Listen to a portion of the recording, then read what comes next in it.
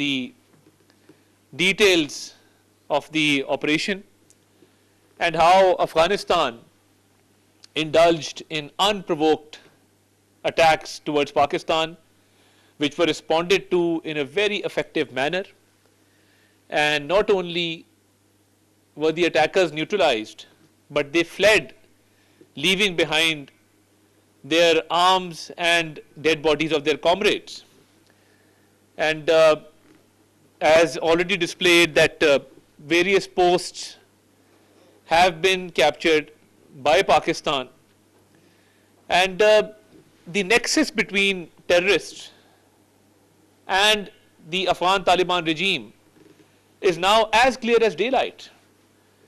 We had been saying time and time again that there is a nexus between the suicide attacks, the terrorist attacks that are being carried out in Pakistan, that Afghan soil is being used.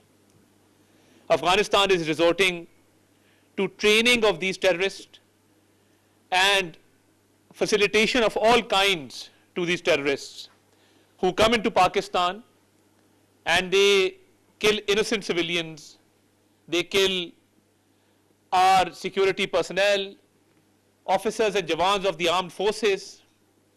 We recently saw 2 attacks in the capital, where an attack was carried out at a Shiite mosque in Imam Barga. An attack was carried out at the district courts. And we recently saw the martyrdom of Lieutenant Colonel Gulfaraz Ahmed.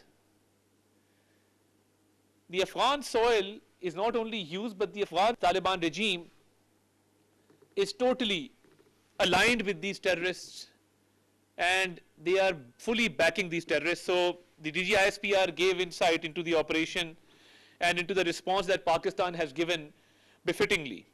I want to shed light today on 3 aspects of the Afghan Taliban regime. Number 1, that it is a government based on repression. It tries to subdue women, minorities, children, and it has usurped the basic rights of the citizens of Afghanistan. And hence, I will term it as an illegitimate regime, which has no backing of its people, which is totally against the idea of any kind of rights being afforded to the people of Afghanistan. And in fact, it is now taking away their basic rights. So a government which is based on repression, it oppresses the people. A government which is an illegitimate government, and also a government which uses perversion of religion in order to further their own motives. So the Afghan Taliban regime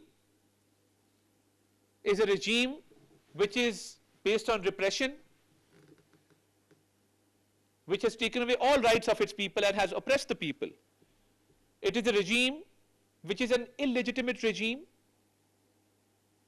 and it has come into power by force without any legitimate process, and it is a regime which is based on perversion of religion. It uses religion for its own authoritarian purposes in order to further its own vested interests and motives. The Taliban's new criminal regulation legalizes slavery, violence, and repression of women. The regulation institutionalizes an authoritarian system of control. The Taliban's new regulation contradicts the Cairo Declaration's core guarantees. It is in breach of all human rights laws and conventions. And it abandons equality and divides the society by status. There is stratification. So Article 9, for example, Ta'zeer with regard to the status of the offender has the following levels. There are levels according to which you are regulated. First Ta'zeer is for ulama and first degree people.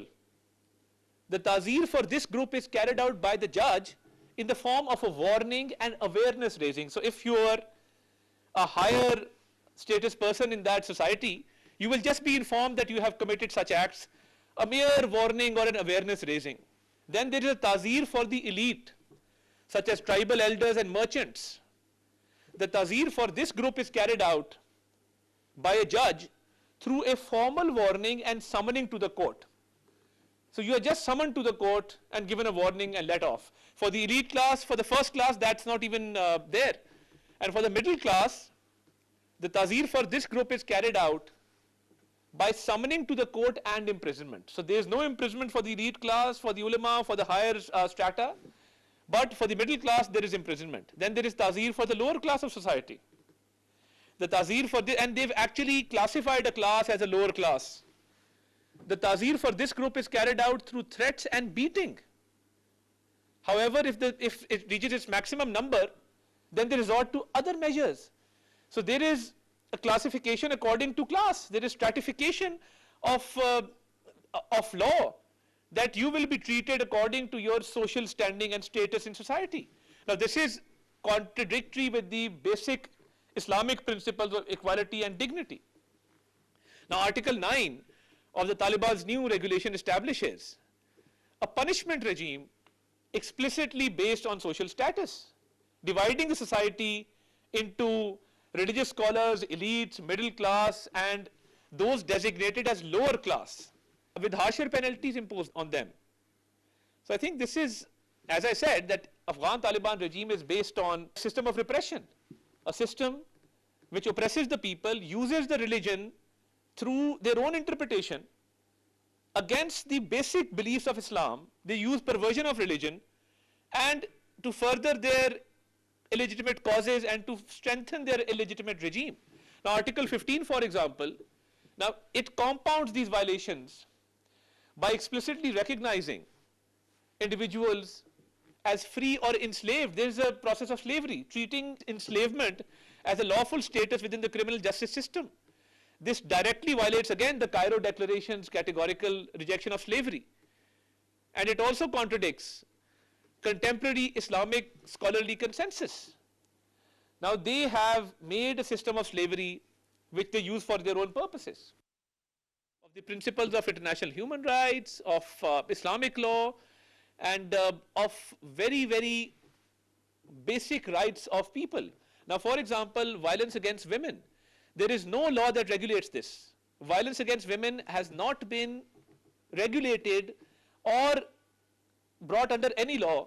So they basically impose a duty upon people to prevent a vice and to take law in their own hands. So this is vigilante justice which is allowed. So if you see a woman violating a law, who can take action? So this can actually, you can actually authorize neighbors, strangers, normalizing abuses as a perversion of religion. Women's lives are valued less than anybody else. So they are not allowed to have access to public parks, to gyms, to other recreational places, and there is a ban on education. So there is a generation of women which have not been educated, because when you reach the age of 13, girls are not allowed to continue to secondary school, let alone higher school and then college.